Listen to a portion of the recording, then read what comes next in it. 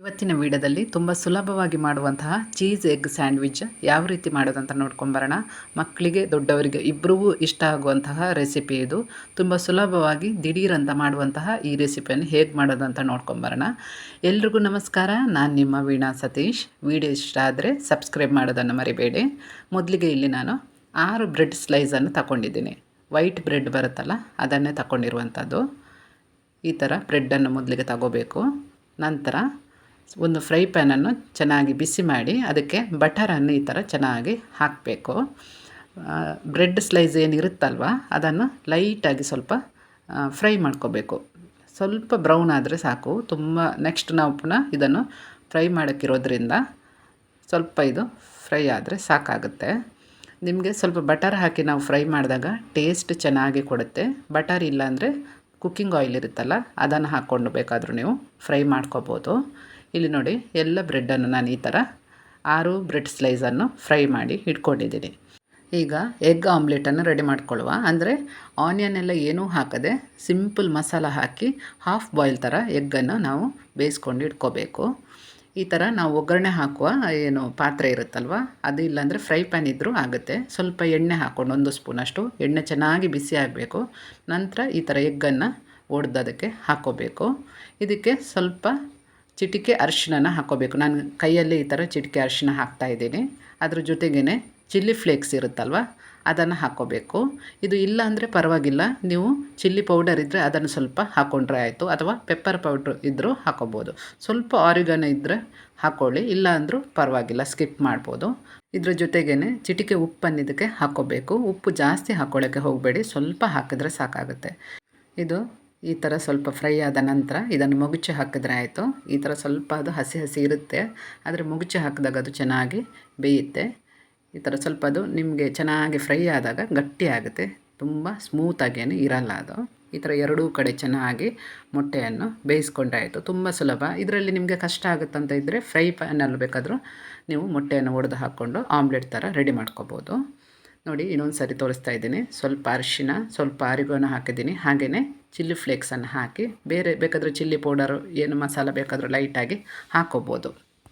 ನಾವು ಈ ಥರ ಒಗ್ಗರಣೆ ಪಾತ್ರೆಯಲ್ಲಿ ಮಾಡಿದರೆ ಅದು ಸ್ವಲ್ಪ ಉಬ್ಬಿ ಫ್ಲಫಿಯಾಗಿ ಬರುತ್ತೆ. ಅದಕ್ಕೋಸ್ಕರ ಇದರಲ್ಲಿ ಮಾಡಿದರೆ ಚೆನ್ನಾಗಿರುತ್ತೆ. ಮತ್ತು ರೌಂಡ್ ಶೇಪಲ್ಲಿ, ಸಣ್ಣ ಶೇಪಲ್ಲಿ ಚೆನ್ನಾಗಿ ಬರುತ್ತಲ್ವ, ಅದಕ್ಕೋಸ್ಕರ ಇದರಲ್ಲಿ ಮಾಡಿದರೆ ನೀವು ಸೂಪರಾಗಿ ಬರುತ್ತೆ. ಈ ಸ್ಯಾಂಡ್ವಿಚ್ಗೆ ಸ್ವಲ್ಪ ವೆಜಿಟೇಬಲ್ಸ್ ತಗೊಂಡ್ರೆ ಚೆನ್ನಾಗಿರುತ್ತೆ. ಅಂದರೆ ಒಂದು ಆನಿಯನ್ ತಗೊಂಡಿದ್ದೀನಿ, ಸ್ವಲ್ಪ ಸ್ಲೈಸ್ ಟೊಮೊಟೊ ತಗೊಂಡಿದ್ದೀನಿ, ಹಾಗೆಯೇ ಸ್ವಲ್ಪ ಸ್ಲೈಸಾಗಿ ಮಾಡ್ಕೊಂಡಿರುವಂತಹ ಕ್ಯಾಪ್ಸಿಕಮನ್ನು ಈ ಥರ ತಗೊಂಡಿದ್ದೀನಿ. ಸಣ್ಣ ಸಣ್ಣದಾಗಿ ಕ್ಯಾಪ್ಸಿಕಮನ್ನು ಕಟ್ ಮಾಡ್ಕೊಂಡಿದ್ದೀನಿ. ಈಗ ನಾವು ಸ್ವಲ್ಪ ಸಾಸನ್ನು ರೆಡಿ ಮಾಡಿಕೊಡುವ. ಅಂದರೆ ಮಯೋನೀಸ್ ಒಂದು 2.5 ಸ್ಪೂನಷ್ಟು ತಗೊಂಡಿದ್ದೀನಿ.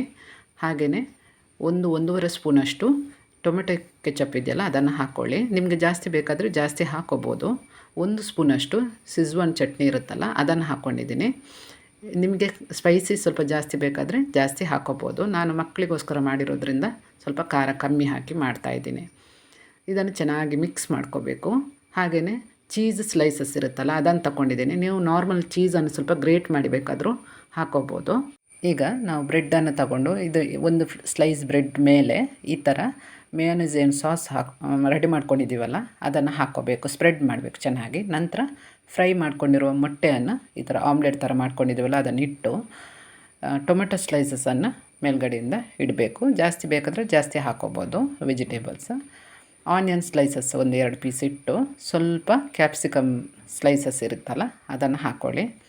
ಹಾಗೆಯೇ ಇದನ್ನು ಸ್ವಲ್ಪ ಪ್ರೆಸ್ ಮಾಡಿ, ಯಾಕಂದರೆ ಅದು ಚೆನ್ನಾಗಿ ಗಟ್ಟಿ ಕೂರುತ್ತೆ ಅದರ ಮೇಲೆ. ಇದ್ರ ಮೇಲೆ ಚೀಸ್ ಸ್ಲೈಸ್ ಇರುತ್ತಲ್ಲ ಅದನ್ನು ಇಟ್ಟರೆ ಆಯಿತು. ನಾನು ಮೊದಲೇ ಹೇಳಿದಾಗೆ ನೀವು ಇದನ್ನು ಗ್ರೇಟ್ ಮಾಡಿ ಬೇಕಾದರೂ ಹಾಕ್ಕೋಬೋದು. ನಾನು ಈ ಥರ ಚೀಸ್ ಸ್ಲೈಸ್ ಇತ್ತಲ್ಲ ಅದನ್ನೇ ಇಟ್ಕೊಂಡಿದ್ದೀನಿ, ಈಸಿ ಆಗುತ್ತಂತ.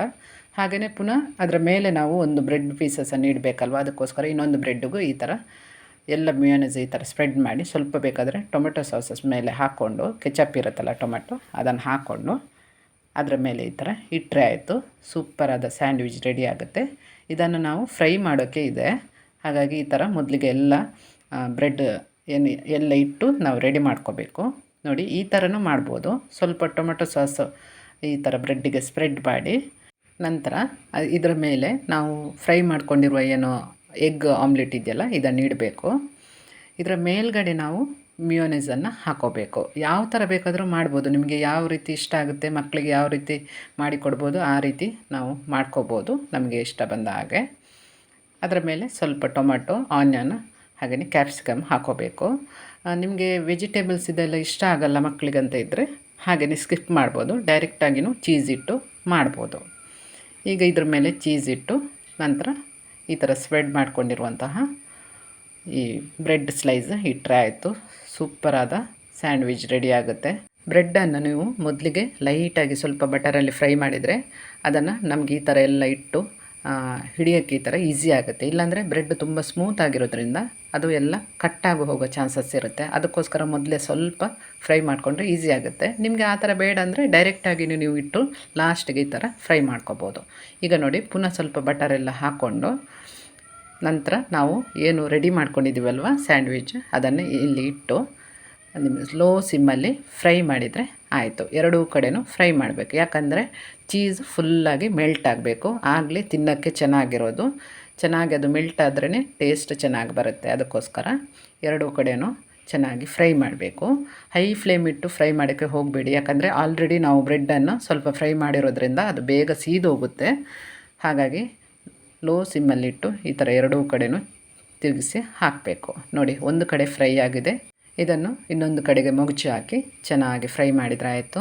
ಸೂಪರಾದ ಎಗ್ ಮಯೋ ಸ್ಯಾಂಡ್ವಿಚ್ ಅಥವಾ ಎಗ್ ಚೀಸ್ ಸ್ಯಾಂಡ್ವಿಚ್ ರೆಡಿ ಆಗುತ್ತೆ.